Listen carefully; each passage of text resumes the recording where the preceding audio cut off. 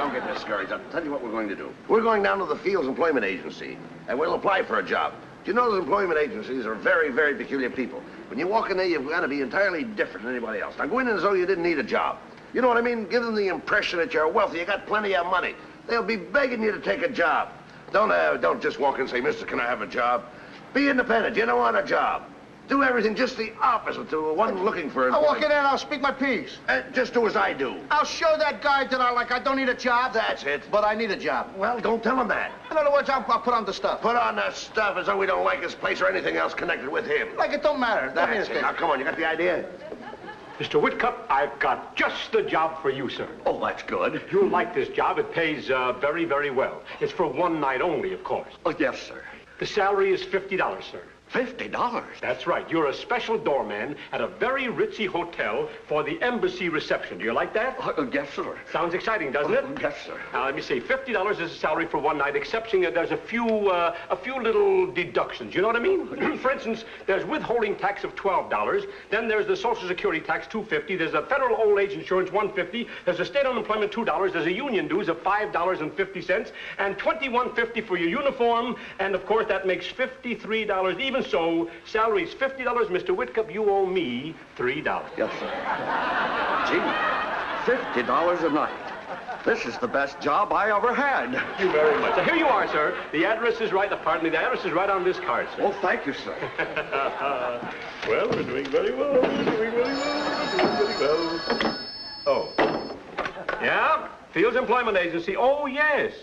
George Brooks, I remember you, sir. Well, of course, Mr. Brooks, I've got just the job that you want. Yes? Yes, we spoke about it. Let me see. I can't find... Oh, here it is. Now, listen to this job, Mr. Brooks. Wanted smart young man in simulated molecular energy plant to work on nuclear fission project utilizing abstract uranium formula. No experience necessary. That's right. You'll take it? Good. Here's the address. Los Angeles Hot Tamale Factory. That's right. Goodbye. Goodbye. Well, take a look for yourself. Get a load of this office. Mr. Abbott, I am sorry to tell you, but I think you're right. This is the crummiest looking office I've ever seen for unemployment. Look, there's the man. Mr. Fields Unemployment Agency. There's the man to get you the work. What a joint. What I is have he- been around in my time, but never have I seen enough. Abbott, What? get these rugs. We'll get a load of them. Must have got them from the Salvation Army. Well, naturally, they throw They that must have stuff gave away. them to him. He didn't buy them, they must have gave them to him. Nothing. And this Look is the at guy that does dirt it. and filth in this office. Look at here. Look at this. Look at the way he keeps it. Yeah, that's right. Look at the way he keeps his smile. Guy hasn't Look at this. What are you Nothing on showing him me but the writing. files? Can you imagine it? Not even a All this secretary. here stuff over here, I've never seen anything like it in my life. I've Seen these old-fashioned telephones. Get a load of this.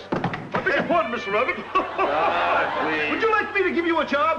Who wants a job? We're independent. You get all the What money. do you call this here? Look, nothing in it. What do you call it? It's a box. It's a file, ain't it? It's some kind of a I'm file. gonna file it.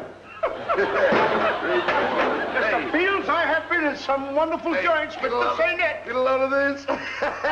Hey, get the push on that. Get a load of that. That looks like something I bet on in the fourth race at Santa Anita.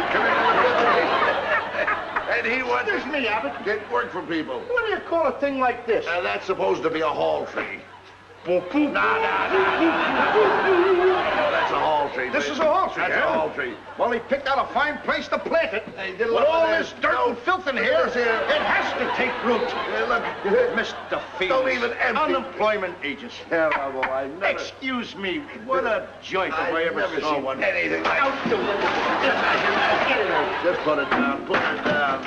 Lucky we don't need... Close up this joint. We're going to get the Board of Health over here. It's all right. It's all right. I have seen a lot of places, Mr. Never Abbott, liked but it. you told me about Mr. Fields' employment agency. You are right. That's all. Get a load of this drunken fife furniture. Drunken fighters. Get the desk. He must have got all this stuff from the Lend-Lease or something. Yes, take it easy, kid. As long as you got money in your pocket, you can be independent. What job do we need? Don't need no job. No job. well, Yes, are you all through? I don't know. Just a minute. Am I all through, Abbott? I think you are. Have you got anything else to say? I don't think he has. I don't think I have. No. Well, take off your hat and get those feet off my desk. Now, just a minute. Now, Abbott told me... Get those feet off my desk! He told me... Shut up! Don't interrupt. You've had your say, now you listen to me. You came into this office like a wild man. You criticized my business and the way I run my business. You knocked my furniture. You insulted my wife. My wife, do you realize that's the woman I married? That's the woman I love. The day I married her, she ran third, and you see, now you've got me insulting my own wife. Don't you know that a gentleman never insults anybody? The first essential of politeness is consideration of the feelings of others. Graciousness without condescension, that's the attribute devoutly to be wished. You don't have it. Now listen to me. The next time you come into a man's place of business, always knock before you enter. And when you do come in, take off your hat. Take it off! And when you speak to a man, address him as sir. Sir! S-I-R, sir! Another thing. Politeness costs you nothing. If you can't say anything nice about the way a man runs his business, don't say anything at all! Now I want you two hoodlums to get out of my office. And don't you dare to come back until you've learned to act like gentlemen! Get out!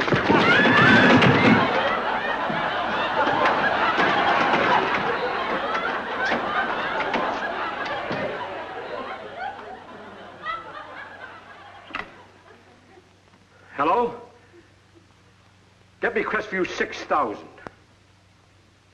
Hello, John Collins, janitor service? I want you to send a janitress here to the Fields Employment Agency. Yes, same office. Thank you. Furman. Yes?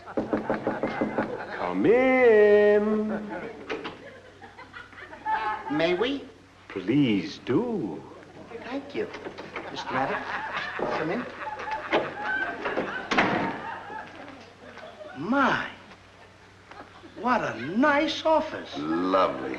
Mr. Abbott, you see how everything is so tidy in this office? Just as an office should be. Now, this is the kind of man I really want to work for, because if you work for a man like this, you know you're going to get a nice, clean job. And a good job. Oh, look at that rug on that floor. That must have cost you a lot of money. Well, Mr. Fields himself, look at the intelligence written all over his face now. Oh, isn't it the truth? Marvelous. Oh, this is real Duncan Fife furniture. So this is the real... And I like the way he has the interior decorator comes in and lays it out on the floor like this.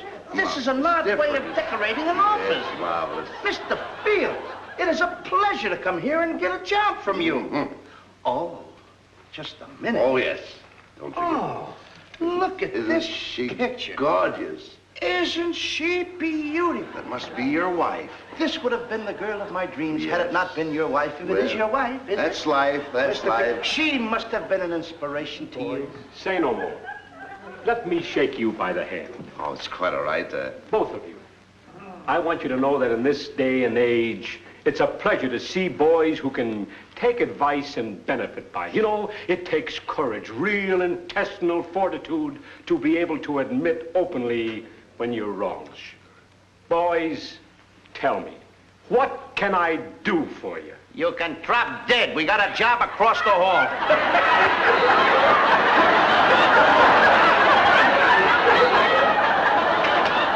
Mr. Abbott, see you later.